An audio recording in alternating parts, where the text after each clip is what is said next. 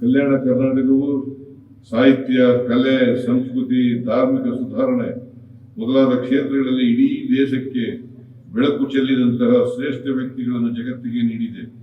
ಕನ್ನಡದ ಮೊಟ್ಟ ಮೊದಲ ಉಪಲಬ್ಧ ಗ್ರಂಥ ಕವಿರಾಜ ಮಾರ್ಗದಲ್ಲಿ ನಿಜವಾದ ಒಡವೆ ಎಂದರೆ ಪರಧರ್ಮ ಮತ್ತು ಪರರ ವಿಚಾರಗಳನ್ನು ಸಹನೆಯಿಂದ ನೋಡುವುದು ಎಂಬ ಶಾಶ್ವತ ಸೌಹಾರ್ದ ತತ್ವವನ್ನು ಜಗತ್ತಿಗೆ ನೀಡಲಾಗಿದೆ. ವಿಶ್ವಗುರು ಸಾಂಸ್ಕೃತಿಕ ನಾಯಕ ಬಸವಣ್ಣನವರ ನೇತೃತ್ವದ ಶರಣ ಚಳುವಳಿಯ ಇದೇ ಪುಣ್ಯ ಭೂಮಿಯಲ್ಲಿ ನಡೆದಿತ್ತು ಎಂಬುದು ಇಡೀ ಜಗತ್ತು ಹೆಮ್ಮೆ ಪಡುವ ಸಂಗತಿಯಾಗಿದೆ. ಉದಾತ್ತ ಪರಂಪರೆಗೆ ನಾಂದಿ ಹಾಡಿದ್ದ ಅಸಂಖ್ಯಾತ ಅನುಭಾವಿಗಳು, ಅವಧೂತರು, ಆರೂಢರು, ಸೂಫಿ ಸಂತರ ಕರ್ಮಭೂಮಿ ಇದು. ಸ್ವತಂತ್ರ ಭಾರತವು ಅಭಿವೃದ್ಧಿ ಮಾರ್ಗದ ಕಡೆಗೆ ಮುನ್ನಡೆಯುತ್ತಿದ್ದ ಸಂದರ್ಭದಲ್ಲಿ ಕಲ್ಯಾಣ ಕರ್ನಾಟಕದ ಜಿಲ್ಲೆಗಳು ಅಭಿವೃದ್ಧಿ ಕಾಣದೆ ಅಂಧಕಾರದಲ್ಲಿ ಉಳಿದು ಬಿಟ್ಟಿದ್ದವು. ಸಂವಿಧಾನಬದ್ಧವಾಗಿ ನಾವು ಅಭಿವೃದ್ಧಿ ಹೊಂದಬೇಕೆಂಬ ಸಂಕಲ್ಪ ಮೂಡಿದ ಕಾರಣದಿಂದಲೇ ಹೋರಾಟಗಳು ಹುಟ್ಟಿಕೊಂಡವು.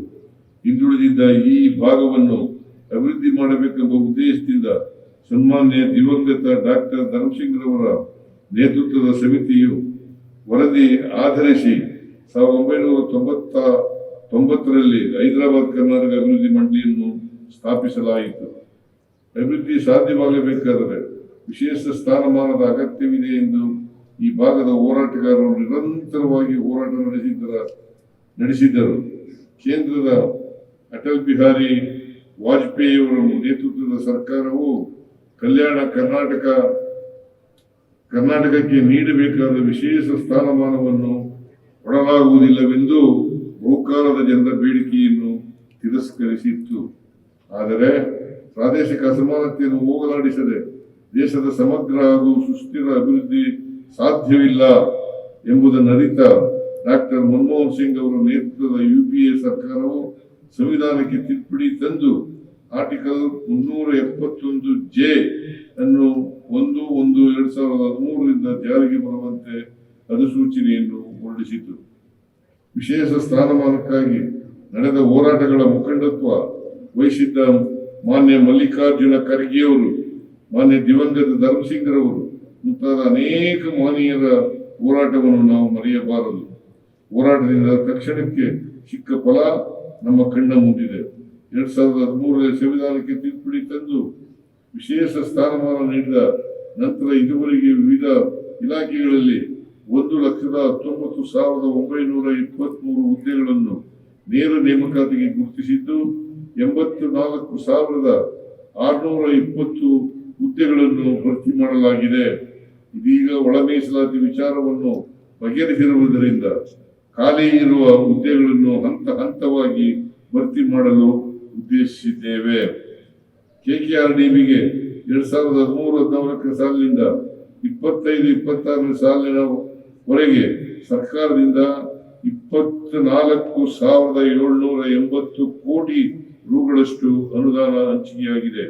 ಇದುವರೆಗೆ 14,000 ಕೋಟಿ ರುಗಳಿಗಿಂತ ಹೆಚ್ಚಿನ ಅನುದಾನ ವೆಚ್ಚ ಮಾಡಲಾಗಿದೆ. 41,103 ಕಾಮಗಾರಿಗಳು ಕೈಗೆತ್ತಿಕೊಂಡಿದ್ದು 32,985 ಕಾಮಗಾರಿಗಳನ್ನು ಪೂರ್ಣಗೊಳಿಸಿದ್ದು 8,188 ಕಾಮಗಾರಿಗಳು ವಿವಿಧ ಹಂತದ ಪ್ರಗತಿಯಲ್ಲಿವೆ. ನಮ್ಮ ಸರ್ಕಾರವು ಶಿಕ್ಷಣ, ಆರೋಗ್ಯ ಮತ್ತು ಮೂಲಭೂತ ಸೌಕರ್ಯಗಳಿಗೆ ಆದ್ಯತೆ ನೀಡುತ್ತದೆ. 2023-24ರಿಂದ ಬಿಡುಗಡೆಯಾದ ಅನುದಾನಗಳಲ್ಲಿ ರಸ್ತೆ ಮತ್ತು ಸಂಪರ್ಕ ವ್ಯವಸ್ಥೆಗೆ 50% ಇನ್ನಿತರ ಮೂಲಸೌಕರ್ಯಗಳಿಗೆ 11% ಹಾಗೂ ಶಿಕ್ಷಣ ಮತ್ತು ಆರೋಗ್ಯ ವಲಯಕ್ಕೆ 39% ಹಣವನ್ನು ವಿನಿಯೋಗಿಸಲಾಗಿದೆ. KKRDBಗೆ ಪ್ರಸಕ್ತ 2025-26ನೇ ಸಾಲಿಗೆ 5,000 ಕೋಟಿ ರುಗಳನ್ನು ಒದಗಿಸಿ ನುಡಿದಂತೆ ನಡೆಯುವ ಸರ್ಕಾರ ಎಂಬುದನ್ನು ಸಾಬೀತುಪಡಿಸಿದೆ. ಡಾಕ್ಟರ್ ಅಜಯ್ ಧರ್ಮಸಿಂಗ್ ಅವರ ಅಧ್ಯಕ್ಷತೆಯ ಮಂಡಳಿಯು ಸಿದ್ಧಪಡಿಸಿದ್ದ ಕ್ರಿಯಾ ಯೋಜನೆಗೆ ಅನುಮೋದನೆ ದೊರೆತಿದ್ದು ಕಾಮಗಾರಿಗಳು ಆರಂಭವಾಗುತ್ತಿವೆ. 371J ಸ್ಥಾನಮಾನ ದೊರೆತ ನಂತರ ತಾಂತ್ರಿಕ, ವೈದ್ಯಕೀಯ ಶಿಕ್ಷಣ ಹಾಗೂ ಇನ್ನಿತರ ಪದವಿ ಹಾಗೂ ವೃತ್ತಿಪರ ಶಿಕ್ಷಣ ಸಂಸ್ಥೆಗಳಲ್ಲಿ 70% ಸ್ಥಾನಗಳನ್ನು ಮತ್ತು ರಾಜ್ಯದ ಉಳಿದ ಭಾಗಗಳಲ್ಲಿ 8% ಸ್ಥಾನಗಳನ್ನು ಈ ಭಾಗದ ಅಭ್ಯರ್ಥಿಗಳಿಗೆ ಮೀಸಲಿಡಲಾಗಿದೆ.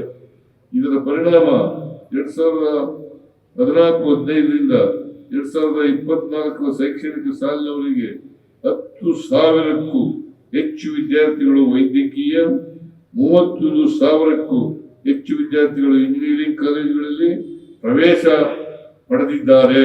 ಇದಲ್ಲದೆ 12,000ಕ್ಕಿಂತ ಹೆಚ್ಚಿನ ವಿದ್ಯಾರ್ಥಿಗಳು ದಂತ ವೈದ್ಯಕೀಯ, ಹೋಮಿಯೋಪತಿ, ಕೃಷಿ ಸಂಬಂಧಿತ, ಬಿ ಫಾರ್ಮಸಿ, ಡಿ ಫಾರ್ಮಸಿ ಕೋರ್ಸ್ಗಳು ಮುಂತಾದವುಗಳಿಗೆ ಮೀಸಲಾತಿ ಸೌಲಭ್ಯದಿಂದ ಉನ್ನತ ಶಿಕ್ಷಣ ಪಡೆಯಲು ಸಾಧ್ಯವಾಗಿದೆ.